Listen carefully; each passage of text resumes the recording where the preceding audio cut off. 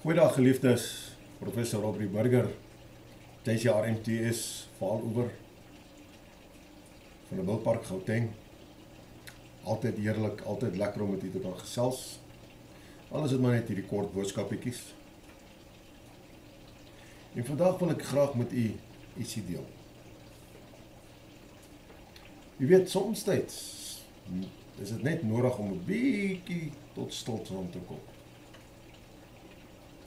Hoekom moet ons net so bietjie tot stilstand kom?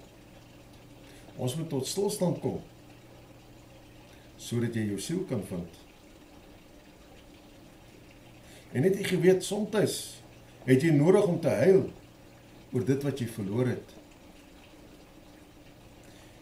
En, meeste van die tyd, moet jy ook lag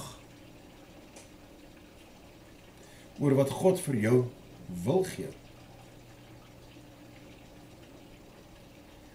Soms was die dag van tevore, soos wat ons noem die gister, vol hartseer gewees.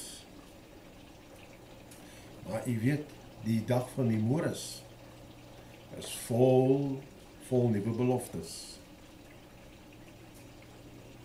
Soms moet ons maar net begin leer dat God met liefde mense na ons toe stuur.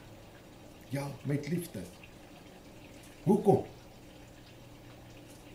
Om ons lewens te verryk. Om weer 'n bietjie vreugde in ons lewens te bring.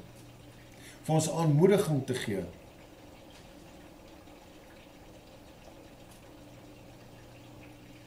Mag jy geseënd wees, saam met ons almagtige God en Hemelse Vader.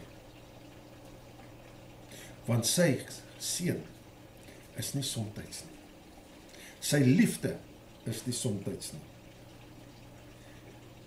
Dit alles is vir ewig. En ewig. En ewig. O ja. Dankie daarvoor, Vader. Dankie.